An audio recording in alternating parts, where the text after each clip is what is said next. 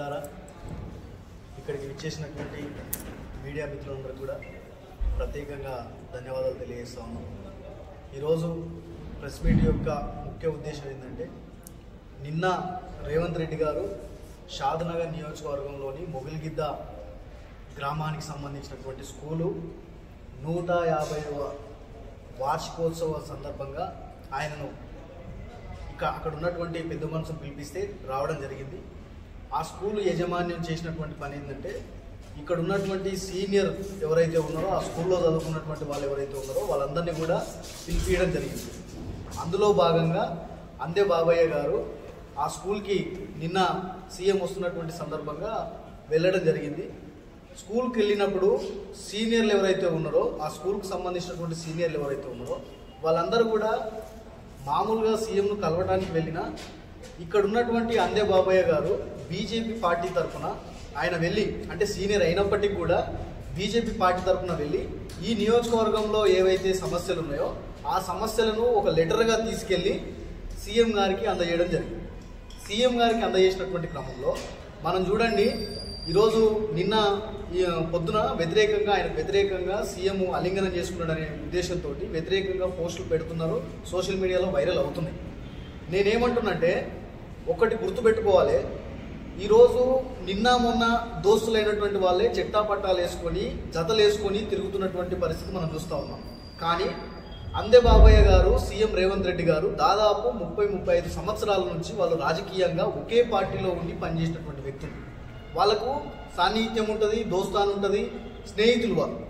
ఆ రోజు నుంచి ఈ రోజు వరకు వాళ్ళు మంచి స్నేహితులుగా ఉన్నారు. కాబట్టి అతను కనిపించగానే, బాబన్న కనిపించగానే కొంత ప్రేమతోటి ఆయన అలింగనం చేసుకోవడం జరిగింది.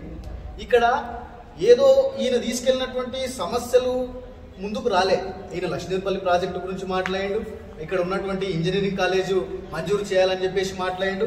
అదేవిధంగా ఫరూక్నగర్ 50 గ్రామ పంచాయతీల్లో అతిపెద్ద మండలంగా ఉన్నటువంటి ఫరూక్నగర్ గ్రామ పంచాయతీని దాదాపు 3 మండలాలుగా చేయాలి, మొగిలిగిద్దను మండలంగా చేయాలి, అదేవిధంగా చించేను మండలంగా చేయాలని చెప్పేసి లెటర్ ఇవ్వడం జరిగింది. ఇట్లా ఒక 5-6 డిమాండ్లు ఏవైతే ఉన్నాయో ఆ డిమాండ్లను తీసుకెళ్లి ఆయన లెటర్ ఇవ్వడం జరిగింది. ఈ లెటర్లు ఏమి ముందుకు రాలే, ఓన్లీ సీఎం గారు అందే బాబాయ్ను హక్ చేసుకున్నాడు అని చెప్పేసి మొత్తం అది వ్యతిరేకంగా ఈరోజు మాట్లాడుతున్నటువంటి పరిస్థితి ఉంది.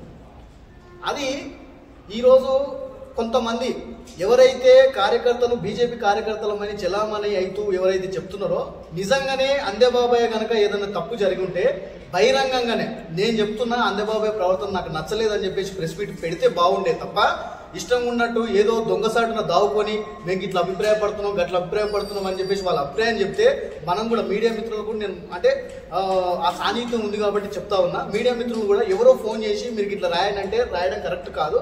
వాని పేరుతో సహా ఈరోజు అందే బాబాయ్ను ఎవరైతే వ్యతిరేకించారో, అంటే సీఎంను అలింగనం చేసుకున్నందుకు ఎవరైతే వ్యతిరేకించారో వాళ్ళ పేరు ఎవరు చెప్పారో వాళ్ళ పేరుతో సహా రాస్తే బాగుండు అనేది నా ఉద్దేశం.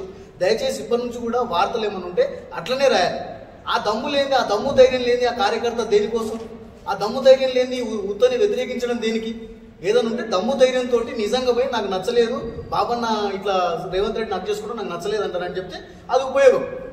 ఈరోజు మీరు చూడండి, ఒక సీఎం అంత ప్రేమతోటి ఇన్ని రోజులుగా వాళ్ళకు ఉన్నటువంటి సాన్నిహిత్యంతో హక్ చేసుకుంటే బాబా నేను చేయాలి, నన్ను హక్ చేసుకోకు, నువ్వు కాంగ్రెస్ పార్టీ నేను బీజేపీ పార్టీ అని చెప్తారా?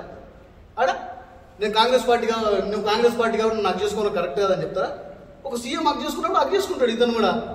అది మనం గర్వంగా ఫీల్ కావాలి. అరే నీ ఏమో ఒక ప్రతిపక్ష నాయకుడు అయినప్పటికీ కూడా అవతల అధికార పార్టీకి ఒక సీఎం స్థాయి లాంటి వ్యక్తి ఇంత ప్రేమతోటి హక్ చేసుకున్నంటే, అరే బాబన్న గొప్పతనాన్ని చూసి మనం గర్వపడాలి తప్ప ఇట్లా ఇష్టం ఉన్నట్టు దానికి వ్యతిరేకంగా వార్తలు రాయడం ఏంది?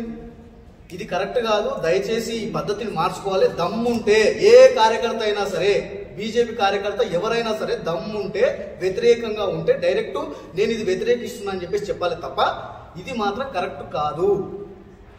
ఇది మీరు నేనేమనుకున్నంటే, ఈరోజు నిన్న లెటర్ ఇస్తే బాబన్న లెటర్ ఇచ్చిండు, లక్ష్మీపల్లి ప్రాజెక్టు మీద లెటర్ ఇస్తే మీటింగ్లో పోయిన తర్వాత బహిరంగ సభ అయిపోయిన తర్వాత బహిరంగ సభలో రేవంత్ రెడ్డి లక్ష్మీపల్లి ప్రాజెక్టు గురించి మాట్లాడలేదు, మొగిలిగిద్ద మండలం గురించి మాట్లాడలేదు, చించెన్ మండలం గురించి మాట్లాడలేదు. తెల్లారి ఏమైనా ప్రెస్ మీట్లు వస్తే ఏం రావాలి?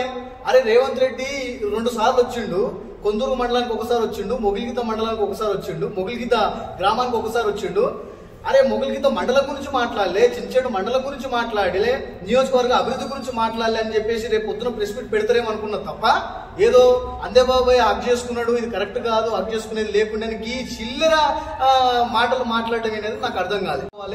మీరు ఏదన్నా ఉంటే డైరెక్ట్ మాట్లాడాలి, సమస్య పైన డైరెక్ట్ కొట్లాడాలి. బాబన్న సాన్నిహిత్యంతో మీరు టీడీపీలో చూడండి, టీడీపీ నుంచి కూడా అందే బాబన్న బక్క నరసింహులు ఎమ్మెల్యేగా ఉన్నప్పుడు అదే స్థాయిలో బక్క నరసింహులు ఏ స్థానంలో అయితే ఉన్నాడో అంతే స్థాయి టీడీపీ అంత గౌరవించింది అందే బాబన్న. అదేవిధంగా అన్ని పార్టీల్లో కూడా ఆ గౌరవం ఉండేది బాబన్నకు. కాబట్టి ఖచ్చితంగా సీఎం రేవంత్ రెడ్డి హక్ చేసుకోవడంలో తప్పేముంది?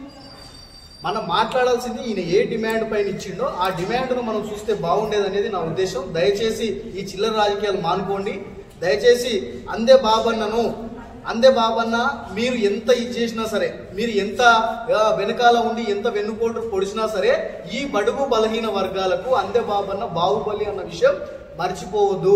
ఈ నియోజకవర్గంలో ఉన్నటువంటి ఎస్సీ ఎస్టీ బీసీ మైనారిటీ వర్గాలందరికీ కూడా అందే బాబన్న బాహుబలి లాంటి వాడు. మీరు ఎన్ని వెన్నుపోట్లు పొడిచినా, కట్టప్పల్లాగా వెనకాలండి ఎన్ని వెన్నుపోట్లు పొడిచినా ఉపయోగం లేదనే విషయాన్ని మీరు గుర్తుపెట్టుకోవాలి. అందే బాబన్న ప్రవర్తనను ఆయన యొక్క క్యారెక్టర్ను మీరు చెడగొట్టాలని చూస్తే అదంత సాధ్యం కాదు. ఇది ఈ రోజు సంపాదించుకున్నది కాదు, ఇది 40 ఏళ్ల రాజకీయ జీవితంలో ఆయన సంపాదించుకున్నటువంటి మంచి పేరు. మీరు ఒక రోజు వచ్చి దాన్ని చెడగొడతామంటే సాధ్యం కాదు. మీకు దయచేసి మీరు ఆలోచన చేసుకోవాలి. మీరు మూటముళ్ళ సర్దుకొని చక్కగా ఉండాలని చెప్పేసి ఈ ప్రెస్ మీట్ ద్వారా మిమ్మల్ని హెచ్చరిస్తున్నాను.